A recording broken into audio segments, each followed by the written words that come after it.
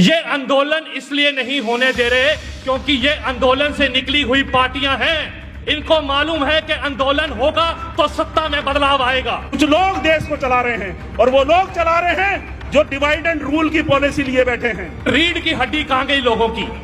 कहां गई सिखों की रीढ़ की हड्डी? कहां गई जाटों की रीढ़ की हड्डी? गुजरातियों के पैरों में गिर चुके हैं हम। ये वो लोग हैं कि जो गांधी को भी पूजा करते हैं या राजनीति के तहत और गोडसे की भी करते हैं। आज मुझे कहते हुए बड़ी शर्म आती है कि इतनी जुझारू कौमें इन गुजरातियों के आगे नतमस्तक है कि 100 आदमी इकट्ठे होके 100 हिजड़े इकट्ठे होके किसी एक आदमी को मार लेते हैं, मॉब लिंचिंग करते हैं। होश में कर या बदहवास होके कर, तू मशहूर है, जो भी चाहे बकवास कर। हादसों की जद पे हैं तो मुस्कुराना छोड़ दे और जलजलों के खौफ से क्या घर बनाना छोड़ दे। ये जो इन्होंने नारा दिया ना, बटेंगे तो कटेंगे, ये हिंदू और मुसलमानों के लिए नहीं था। रात तले चिंगारी रख, कुछ तो पर्दादारी रख, अमन जरूरी है फिर भी जंग की भी तैयारी रख। हमें जंग लड़नी पड़ेगी। नेता की ताकत होती है जनता। हमारे कहावत है कि अपना घर संभालिए ते दूजे नु ना कहिए चोर। ऐसे तो जो अभी आए हैं हम उन सब में कमियां निकाल सकते हैं, लेकिन उनको लाया कौन? उनको लाई ये जनता। और उनको हटाएगा कौन? उनको हटाएगी भी ये जनता। आज की सबसे बड़ी दिक्कत क्या हो रही है कि सच जूझ रहा है और झूठ मौज कर रही है। ये ना तो कोई नेता था, ना इसने कोई संघर्ष किया। एक अन्ना हजारे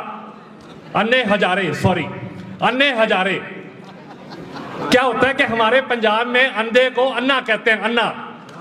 तो वो अन्ना हजारा कहीं हमें अन्ना बना के चले गया और ये टूटी हुई और झूठी लाठी पकड़ा के चले गया कि इसके सहारे चलो। ये आंदोलन इसलिए नहीं होने दे रहे क्योंकि ये आंदोलन से निकली हुई पार्टियां हैं। इनको मालूम है कि आंदोलन होगा तो सत्ता में बदलाव आएगा। लेकिन मैं ये कहता हूं कि रीढ़ की हड्डी कहां गई लोगों की?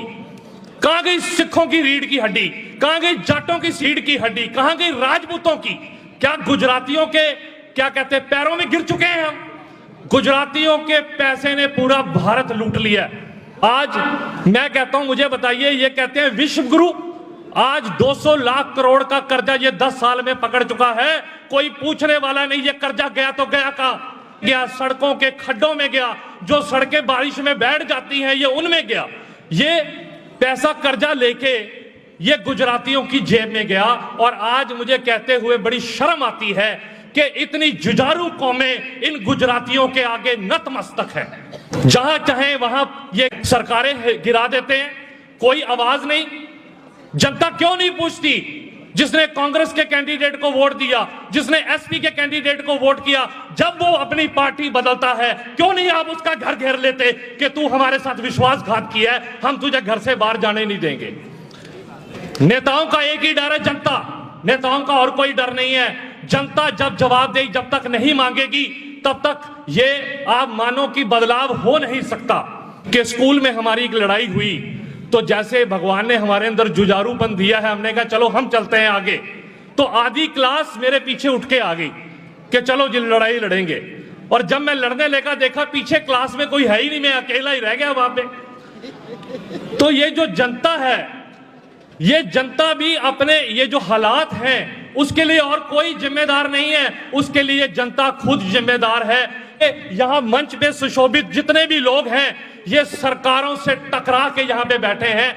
10 सालों से उस सरकार से जूझ रहे हैं। इनको पता नहीं कितनी दिक्कतें आ रही होंगी, लेकिन ये वो मर्द हैं जो सिर झुकाने को तैयार नहीं है।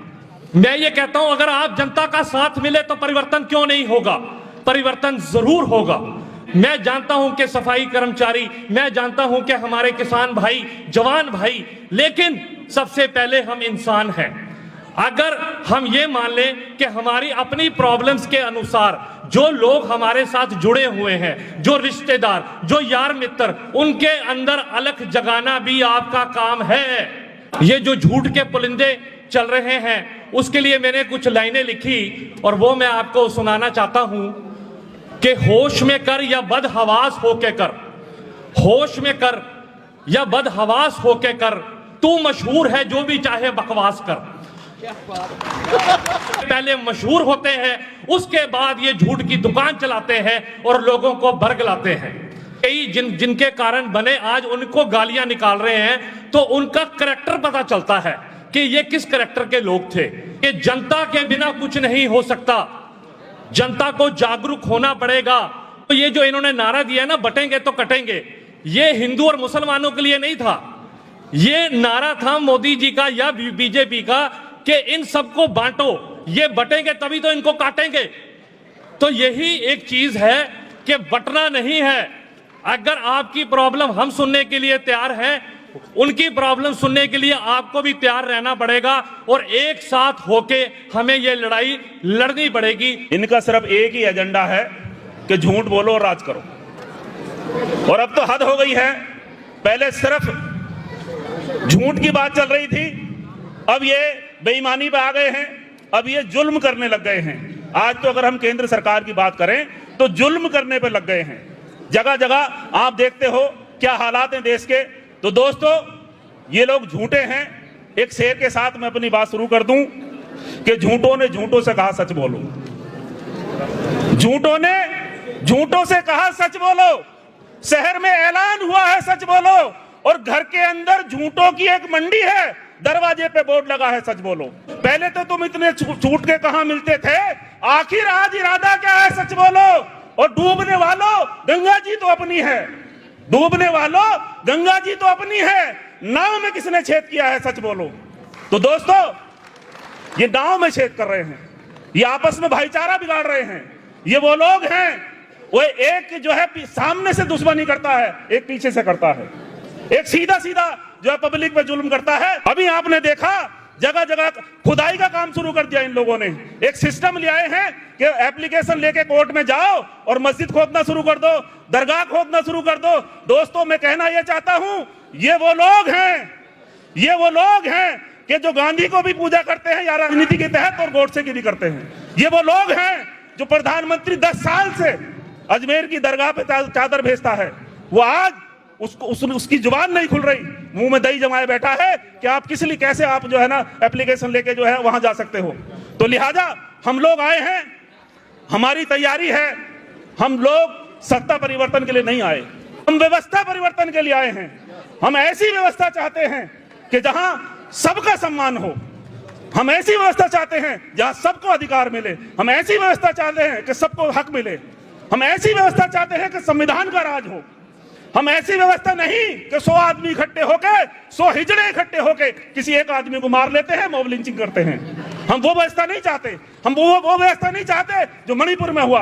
हम वो व्यवस्था नहीं चाहते कि दलित बेटी के साथ बलात्कार हुआ, उसका मर्डर हुआ और सरकार ने उसको जलवा दिया, उसका संस्कार नहीं हुआ, सरकार ने उसको जलाया।